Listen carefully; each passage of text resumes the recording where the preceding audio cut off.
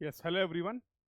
So welcome to this another very important session. इस session में आज हम लोग बातचीत करने वाले हैं कि what are the various PSU opportunities after the clearing the GATE exam. तो बहुत सारे स्टूडेंट्स की एक क्यूरियोसिटी रहती है कि सर गेट 2026 या गेट एग्जाम को अगर हम लोग क्वालिफाई करते हैं, अच्छी रैंक लाते हैं, तो what are the various options that are available जहां पर हम लोग अपनी जॉब सिक्योरिटी की बातचीत कर सकते हैं। तो इस सेशन को उसी अकॉर्डिंगली प्लान किया गया है। तो I am Kshitij Sachan. So let's start the session. So सबसे इंपॉर्टेंट बात ये समझने की जरूरत है, why we should go for the PSU. हम पीएसयू क्यों प्रेफर कर रहे हैं? तो आई होप इतना तो सभी को पता है कि बेसिकली गेट एग्जाम क्वालिफाई करके मेजरली 3 अपॉर्चुनिटीज हैं आपके पास। तो after clearing the GATE exam you can go for the MTech और एमएस पीएचडी प्रोग्राम्स के लिए आप जा सकते हैं। And third is you can go for the PSU. PSUs के लिए भी आप एप्लीकेबल होते हैं अगर आप अच्छी रैंक लाते हैं। तो इस सेशन में हम लोग वही सारी चीज़ें समझने की कोशिश करेंगे कि क्या रिक्वायरमेंट है, क्या सिलेक्शन प्रोसीजर है और क्या बेनिफिट है पीएसयू जॉब की। तो अगर मैं सबसे पहले बात करूं कि क्या बेनिफिट्स यहाँ पर मिलने वाले हैं पीएसयूज में आपको, तो ऑब्वियसली सबसे इंपॉर्टेंट बात है job stability will be there, structured career progression will be there. तो सिस्टमेटिक वे में आपका प्रमोशन एंड ऑल जो चीज़ें हैं वो सारी चीज़ें आपको सिस्टमेटिक वे में, ऑर्गेनाइज्ड वे में मिलने वाली हैं। तो उसमें कहीं पे भी लैक नहीं रहने वाला है। जैसे स्टेट्स गवर्नमेंट में जनरली आप ये पाएंगे या कुछ डिपार्टमेंट्स में पाएंगे जहाँ पर इस तरीके की डिफिकल्टी होती है। बट इन जनरल अगर हम लोग बातचीत करें in the case of PSU, तो ये प्रोसेस बहुत ही सिस्टमेटिक और ऑर्गेनाइज्ड है। Large scale infrastructure exposure, exposure जो आपको मिलने वाला है अलग अलग डोमेन में थ्रू आउट योर करियर। अलग अलग डोमेन में आपको काम करने को मौका मिलता है जिससे आप एक्सप्लोर कर पाते हैं कि यस कहाँ पर आप बहुत अच्छा परफॉर्म कर पा रहे हैं और उसके accordingly you can select further path. और अगर बात करें तो यहाँ पर पेंशंस एंड अलाउंसेस वाला जो पार्ट है ये भी बहुत ही इंपॉर्टेंट और अट्रैक्टिव होता है in the case of PSU. Career track की अगर बात करें तो project execution, design and planning, quality and safety, environment, research and development and inspection. तो जैसा मैंने अभी आपको थोड़ी देर पहले बताया कि बहुत सारे अलग अलग डोमेन्स में आप काम करते हैं। तो उन्हीं डोमेन्स की अगर बात करें तो from the education level to the inspection, designing and planning एक अलग डोमेन हो गया आपका, वहाँ पर भी आप इन्वॉल्व रहेंगे। क्वालिटी एंड सेफ्टी से रिलेटेड आप टास्क परफॉर्म करने वाले हैं। रिसर्च एंड डेवलपमेंट, तो all these are the tracks जिसमें कंपोनेंट्स जहाँ पर आप अपने करियर में अपने टाइम को एक्सपेंड करने वाले हैं in your career growth. Next अगर हम लोग बातचीत करते हैं बेटा कौन कौन से मेजर पीएसयूज हैं सिविल इंजीनियरिंग के लिए स्पेशली अगर बात किया जाए और जहां पर आपको ये जॉब अपॉर्चुनिटीज अवेलेबल होती है। तो जैसा आप सभी को पता है कि बहुत सारे पीएसयूज अपने रिक्रूटमेंट एक एक करके अनाउंस भी करने लगे हैं। जैसे अभी पावर ग्रिड ने अनाउंस कर दिया अगर सिविल इंजीनियरिंग की बात करें। पीएसयूज के साथ साथ बहुत सारे स्टेट गवर्नमेंट के जो आपके यूनिट्स हैं, ऑर्गेनाइजेशंस हैं, they are also recruiting on the basis of GATE exam. तो अभी अगर आप रिसेंट चेंज की बात करेंगे तो यू विल ऑब्जर्व कि बहुत सारे स्टेट, जैसे अगर बात करें UP bridge corporation, UP bridge corporation,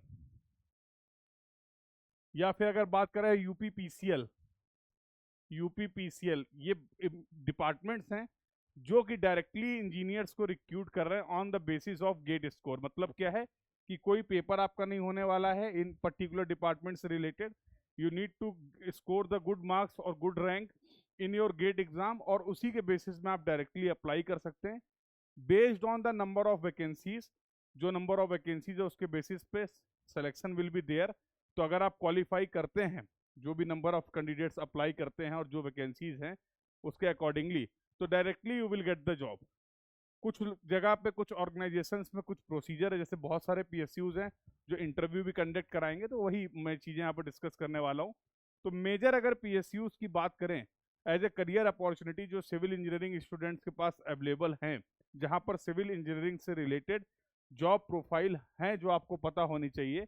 तो पहला नंबर है ONGC, IOCL, NHAI. NHAI regular recruitment करते हैं सिविल इंजीनियरिंग स्टूडेंट्स के लिए, बहुत इंपॉर्टेंट डिपार्टमेंट हो जाता है।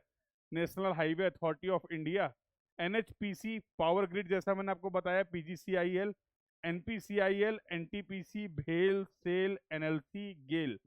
So these are the major PSUs that are recruiting on the basis of your GATE 2026 और GATE एग्जाम। तो यहाँ पर आपको इस बात को समझना है कि बहुत ज़्यादा इंपॉर्टेंट हो जाता है। बहुत से स्टूडेंट्स गेट एग्जाम की इंपॉर्टेंस को कहीं ना कहीं नहीं समझ पाते हैं। उनको लगता है यस गेट से हम केवल एमटेक और एमएस के लिए जा सकते हैं, आईआईटीज में जा सकते हैं, एनआईटी में जा सकते हैं। बट अगर आप गेट को सीरियसली लेते हैं तो directly you can start your career after completing your graduation, after completing your BTech. अगर आप गेट में अच्छी रैंक लाते हैं तो yes there is an opportunity, और यहाँ पर आप अपने करियर को स्टार्ट कर सकते हो। और more precisely I should say कि आप एक अच्छे करियर की स्टार्टिंग कर सकते हैं। पीएसयूज की जो लाइफ स्टाइल है, वर्क लाइफ बैलेंस है, वो बहुत बेटर है as compared to the other departments और अदर सर्विसेज। तो yes you can start with that, और एक अच्छा करियर, अच्छा फ्यूचर आपका वेट कर रहा है इस एग्जाम के थ्रू, जिसकी आप स्टार्टिंग बहुत जल्द कर सकते हैं। तो ठीक है, ये मैंने पीएसयूज यहाँ पर मेंशन कर दिए। अब अगर बात करें कि इनका क्या है, सिलेक्शन प्रोसेस क्या है, तो जैसा मैंने बताया सबसे इंपॉर्टेंट तो होता है आपका गेट स्कोर। जो शॉर्ट लिस्टिंग होगी वो आपके गेट स्कोर के बेसिस पे होने वाली है। उसके बाद टेक्निकल इंटरव्यू एंड और ग्रुप डिस्कशन। तो कहीं कहीं पे टेक्निकल इंटरव्यू के साथ साथ ग्रुप डिस्कशन होगा, या कहीं कहीं पे टेक्निकल इंटरव्यू होगा, या फिर अलग अलग पीएसयूज की अलग अलग। अभी इस सेशन में मैं आपसे एक जनरल डिटेल की बात कर रहा हूँ, बट अगर किसी पर्टिकुलर पीएसयूज के बारे में आप डिटेल से जानना चाह रहे हैं तो you can go visit their website. तो वहाँ पर डिटेल नोटिफिकेशन, लास्ट ईयर के कट ऑफ्स क्या हैं, कितनी वैकेंसीज थी, सारी डिटेल अवेलेबल है। तो इन शॉर्ट इस सेशन का ऑब्जेक्टिव क्या है कि एक बेसिक आइडिया आपको लग जाए कि गेट के थ्रू पीएसयूज में हमारे पास क्या क्या अपॉर्चुनिटीज अवेलेबल हैं। तो सिलेक्शन के लिए सबसे अच्छा तो पहला काम है आपको गेट में रैंक लाना पड़ेगा, अच्छा गेट स्कोर होना चाहिए, क्योंकि शॉर्ट लिस्टिंग उसी के बेसिस पे होगी।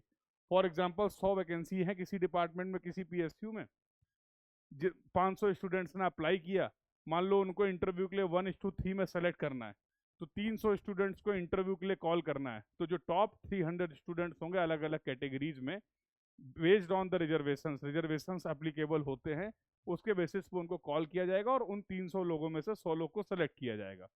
तो 500 लोगों में से जो 300 लोग को सेलेक्ट किया गया, तो प्राइमरी स्क्रीनिंग जो हुई है, primary screening will be based on your GATE score. उसके बाद जैसा मैंने बताया टेक्निकल इंटरव्यू एंड और group discussion will be there, और इसके बाद एचआर राउंड एंड मेडिकल। और इसके बाद आप अगर इन सारी चीज़ों को क्वालिफाई कर जाते हैं, अगर आप इन सारी स्टेजेस को कंप्लीट कर लेते हैं, then you will get the final offer. तो यहाँ पर आपको final offer job confirmation will be there. Variants की अगर बात करें तो सम PSUs use gate score alone for the selection for specific post. तो कुछ ऐसी पीएसयूज भी हैं जहां पर डायरेक्टली गेट के बेसिस पे सिलेक्शन होगा, but most of the PSUs जो प्रोसीजर फॉलो कर रहे हैं वो गेट स्कोर के बेसिस पे स्क्रीनिंग करने वाले हैं। Then there will be the technical और the group discussion will be there, then medical and all things will be there. तो इस बात को एक जनरल सिलेक्शन प्रोसीजर है जो मैंने आप लोग के साथ यहाँ पर डिस्कस किया है। तो आई होप यहाँ तक की सभी बातें सभी को क्लियर है। तो कट ऑफ की अगर बात करें तो देखो कट ऑफ फिक्स नहीं रहता है। जनरली स्टूडेंट्स का रहता है कि सर एक बार मुझे बता दीजिए कितनी रैंक तक पीएसयू मिल जाएगा या किस स्कोर तक हमें पीएसयू मिल जाएगा। तो इसका कोई एक आंसर नहीं हो सकता। क्यों नहीं हो सकता, उसके वही चीज मैंने यहाँ पर मेंशन की है, so that you should have the clarity कि वेरियस फैक्टर्स आर देयर जिसपे ये कट ऑफ डिपेंड करेगा। उनमें से एक मेजर इंपॉर्टेंट फैक्टर की अगर बात करें, जैसे number of vacancies one of the most important factor. अब मान लीजिए let's say in the case of NHAI, just for an example, कि एनएचएआई के केस में मान लीजिए लास्ट ईयर 25 वैकेंसीज थी और इस साल वैकेंसीज बढ़ गई लेट्स से 100 है, तो obviously the cut off is going to be change. Last year का कट ऑफ और इस ईयर का कट ऑफ सेम रहने वाला नहीं है। तो कौन कौन से ऐसे फैक्टर हैं जो आपके कट ऑफ को क्या कर रहे हैं, अफेक्ट कर रहे हैं? तो number of vacancies, difficulty of GATE paper, उसके बेसिस अब मान लीजिए गेट का पेपर बहुत डिफिकल्ट आ गया, टॉपर जो आपके अभी 100 में से लेट से 95 96 मार्क्स में AIR 1 आ रही थी, due to the higher difficulty of the paper अभी वो 70 80 मार्क्स में ही AIR 1 आ गया, यस और नो? तो again in that case also the cut off will change in the terms of score, in the terms of rank the cut off is going to be change.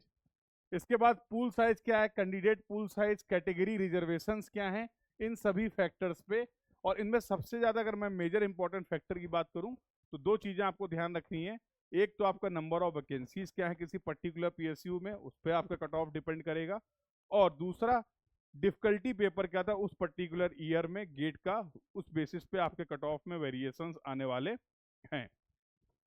आगे अगर बात की जाए practical advice, अगर मैं बोलूँ यहाँ पर क्या है कि देखो कट ऑफ हमेशा थोड़ा सा अगर हायर साइड लेके चलेंगे, 2 से 4% का बफर लेके चलेंगे, जो लास्ट ईयर के कट ऑफ्स हमारे पास अवेलेबल हैं उनसे अगर हम थोड़ा सा एक्स्ट्रा के लिए प्रिपेयर करेंगे तो obviously you will be on the safer side, क्योंकि डे टू डे कॉम्पिटिशन का लेवल जो है वो इंक्रीज कर रहा है, उसके बेसिस पे हम ये एक्सपेक्ट कर सकते हैं कि कट ऑफ इंक्रीज ही करना चाहिए।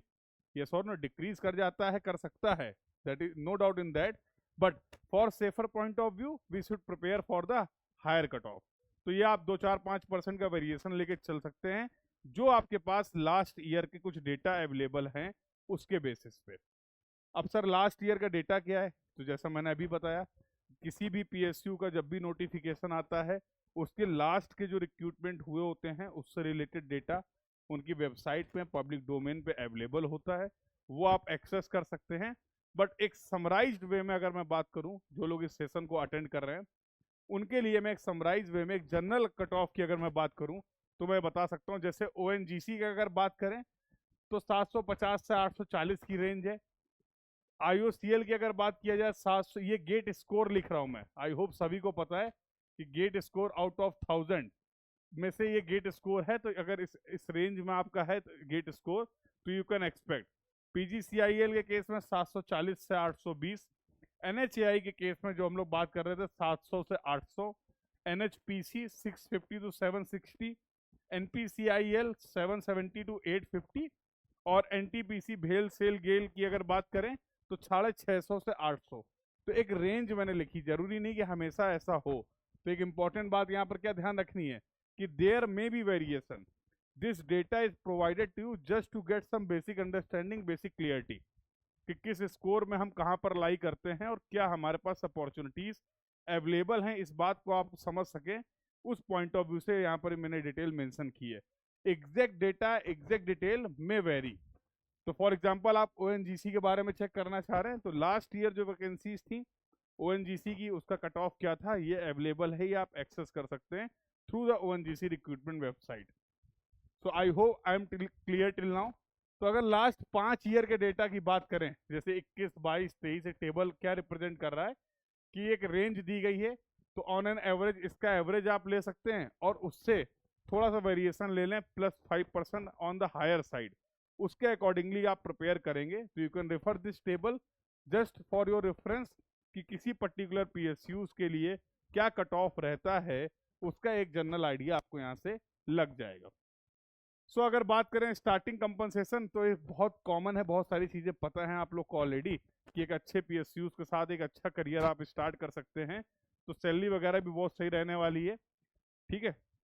तो लॉन्ग टर्म पाथ हैं, आप हायर पोस्ट तक जा सकते हैं, डेप्यूटेशन में भी आगे जा सकते हैं, नेशनल और इंटरनेशनल प्रोजेक्ट्स को भी डील कर सकते हैं। वो डिपेंड करता है कब किस कहाँ पर किस रोल पे आप हैं और आपके पास क्या अपॉर्चुनिटीज अवेलेबल है।